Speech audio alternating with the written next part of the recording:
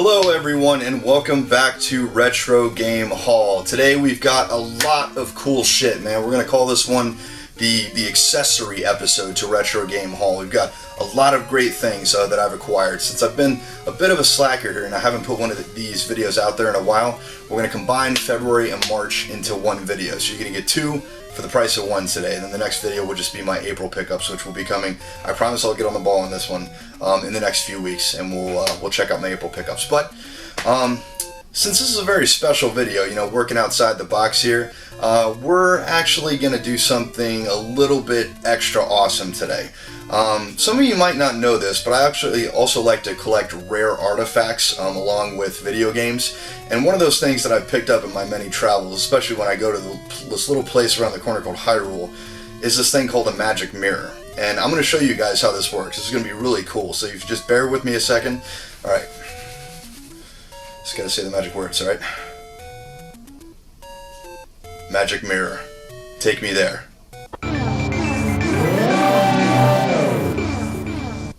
Ah! Oh, holy shit! It's Link! No, I'm kidding. This is my friend Tony, who you might remember from Retro Game Lounge.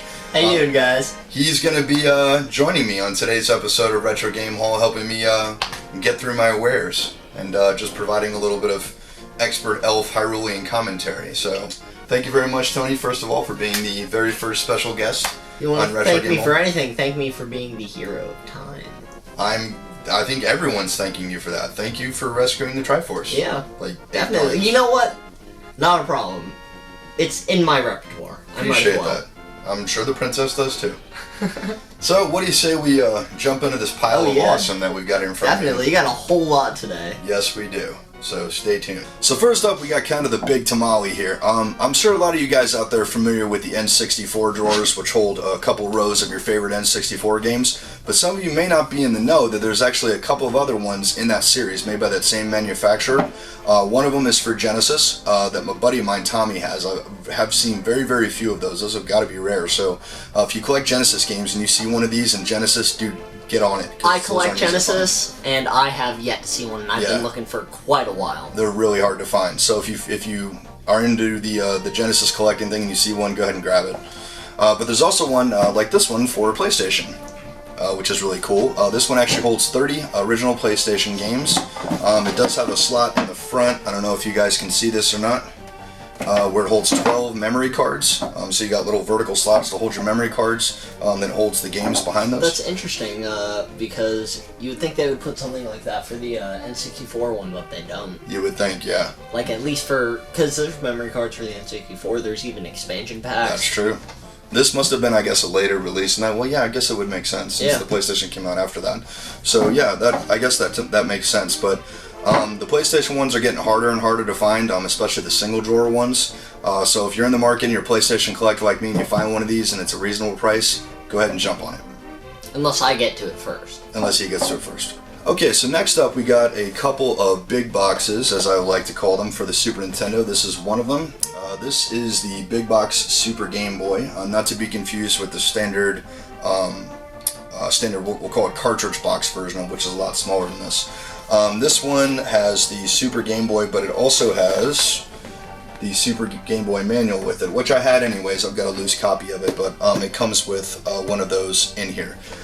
These boxes are actually exceptionally rare. I check for this kind of thing all the time, and I think this one is maybe the second or third one that I've ever seen.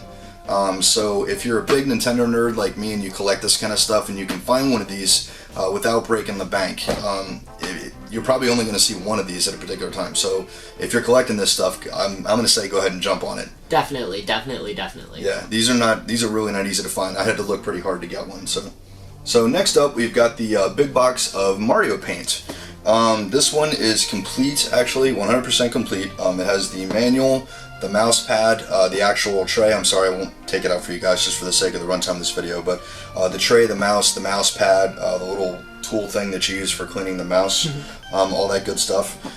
These are definitely getting pricier and pricier as far as complete in the box. Those ones are getting harder to find. You can usually find loose boxes, just maybe with the mouse or something, but getting them with the tray and everything, has proven to be a real pain in the ass as of late. So much like the Super Game Boy one, I'm going to say if you're collecting this stuff and you find one that's absolutely complete, right around the $50 mark or so, 40, 50 bucks, that's a pretty good price, so go ahead and get it. Next up, we have the original NES Zapper. Gray, not the orange one. Yes, gray, and Mattel on it. Mattel. Some of these were actually branded as Mattel, some of these original NES accessories. In my experience, guys, and if any of you other Nintendo collectors know differently, please correct me if I'm wrong, but I have seen a lot fewer of the Mattel branded ones than I have of the non-branded ones. As have I. So I'm thinking these are maybe tough to come by, or at least getting tough to come by these days. This one is actually brand new. It has never been used. It is still in the original factory wrapping. I'll pop this one open and I'll show you guys. Oh man, look at that. This one's brand new. I got lucky on an auction basically, and the dude was willing to be reasonable with his price. Definitely knew what he had because he sold a bunch of other Nintendo stuff, but I think I gave him $35 for this, shipped, so I think I did pretty well. Because these normally just complete in the box if you can get one for 35 bucks used. In good condition, usually doing okay. A couple minor scuff marks on the end, nothing too serious, but I mean, considering that it's new and it actually still has the original price tag on the back of it, $47.50 from Orion Toy Warehouse. I honestly like it when they've got the original like Toys R Us price tag or something. That's actually kind of cool to see like what things cost back then. You know, it kind of just takes you back. So Zappers, I definitely love collecting NES accessories. There's so many things out there that you can get. Nintendo is really all about accessories, and their boxes are always really cool and sophisticated and everything. Could just look really good on a shelf. Perfect. It's got like a space layout. It does. It goes well with the gray. Honestly, I only have the orange one. Yes. I've been looking for a gray one. I have a friend who promised me a free one, but we kept forgetting about it and been waiting on the gray one for a while now. I need to get an orange one too. This is the one I had because I got into Nintendo before the orange one came out. So this was the Zapper that I grew up with, you know, when I bought my Nintendo Power set, which came with the Zapper. So I do want to get an orange one just for the sake of collecting, but this one will always be my favorite since this is the one that I grew up with. So very awesome. So next up, we've got a complete in-box N64 controller, which is actually a very awesome gift from this gentleman to my right. Thank you very much for this. Oh, not a problem whatsoever. Very cool. I did not have any Nintendo 64 accessories in the box. I didn't have any non-gray controllers, actually. So this is actually my very first Nintendo 64 accessory to add to my collection. And what a great box, man. I mean, look at this. Yeah. Straight as an arrow, no scuffs or anything. I don't know if you remember that kid won at the auction. I ran up and I offered him far too little for the price. Really? And he bought it. He agreed right away. I bought it off him. Nice. And I just ran over to you and gave it to you. Thank you, man. Yeah, not a problem whatsoever. You're the best. Happy to help. This is awesome, and definitely kind of gets me the ball rolling, I guess, on my Nintendo 64 accessory collection. You gotta get on that, man. I got a long way to go with these, so thanks, Tony. Not a problem, dude. Next, we've actually just got a loose box of a Super Nintendo Power Controller. This is the other one. You saw the original one, which I've got up on my shelf there, the original Super Nintendo box. I definitely wanted to get this one, if nothing else. You know, this one's got Mario and Yoshi and stuff on the cover. It's a little bit more artsy. And it's also got like Peach and Donkey Kong, if I'm not mistaken, on the sides. It does. Peach, you were right. I didn't notice that. Peach and Donkey Kong. So if nothing else, like these two kind of complement each other. You know, it's kind of nice just to have the set. And I've got plenty of SNES controllers that I can throw in here, so I can make this complete pretty quickly. Next up, as always here on Retro Game Haul, I've got my Bomberman pickups for the month, and this month is definitely a high mark for me as far as the rare stuff to add to my Bomberman collection. I'm so excited to show these to you guys. Okay, gotta love Hudson songs. I know, they're so awesome. Gotta love Hudson. I love them. So first, we have what I would call the single coolest fucking multi-tap I have ever seen. Without a doubt. Yes. There's no doubt. This is the measure of a multi-tap. It's Bomberman, but it's a multi-tap. It's 4 players. Bomberman multi-tap with 4 players. Yes. That means you can have 5 players play on your NES. Correct. If you had a second one, if there was a game that had 10 SNES, people, but yes. 10 people on your Super Nintendo could play, technically. This is so cool. It's in such great shape. They actually did not sell these in the States. Over here, we got the the big, we'll call it the bar-shaped one, that came with the Super Bomberman box set, which you saw in a previous episode of Retro Game Hall. So we got like the big fat one, and in Japan they got the really cool one. You know, I mean, it looks like Bomberman. It's his head right there. I mean, this is so awesome. Like, it's even kind of like if you take the cord and put it up, it's almost kind of like he has the little thing. His little antenna on top of his head. I didn't think about that. Yeah. You're very creative. Yeah, I mean, it's just, I saw this and I absolutely had to have it. This is actually on the back, it's officially labeled the Super Multi-Tap 2.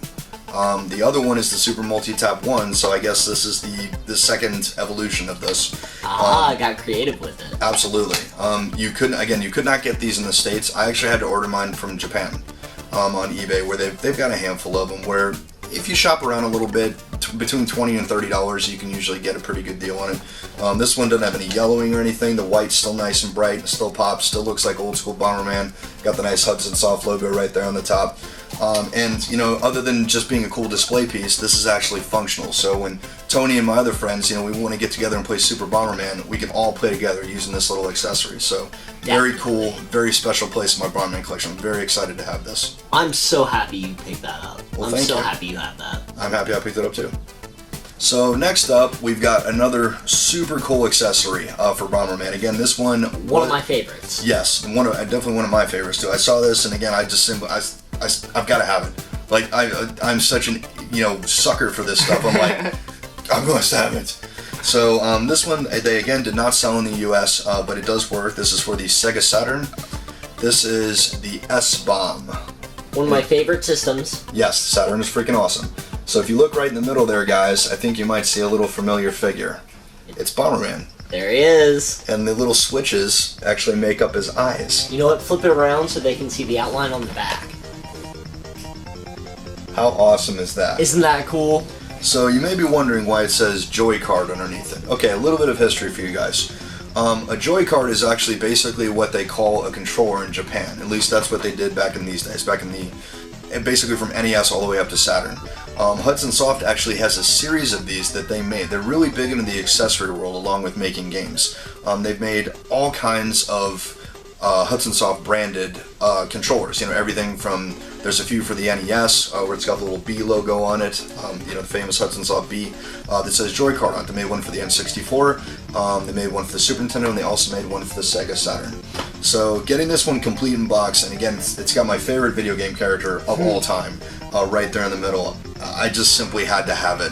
I mean, you know, I may never use it because I don't want to damage it, but I mean, it's, I was like, that's the most awesome thing I've ever seen. You know, they actually incorporated him into the controller. That's so badass. Honestly, it's one of the best accessories I've ever seen. I think so. I mean, this is branding in the most awesome way possible. Seriously, it is. You're looking really is. at the game every time you look at the controller. Absolutely right. You're looking at Hudson Soft's favorite mascot, their Mickey Mouse. So very, very awesome. Looks so cool on the shelf. I can't even begin to describe my glee of being able to have this. So very awesome.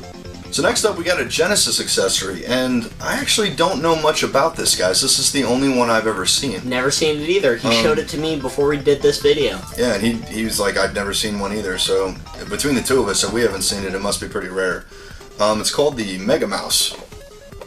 I do know of a game that Genesis produced that was basically their answer to Mario Paint. It was kind of their creative thing where you could create pictures and stuff like that.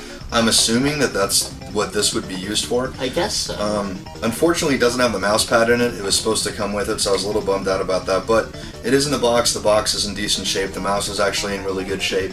And since I've never seen another one, I mean, you know, mouse pad or not, pick it up. Yeah, I'll find the mouse pad later. But really cool, man. I'm starting to get into these Genesis accessories. Of all the things, I'm most jealous of this since I've never heard of it before.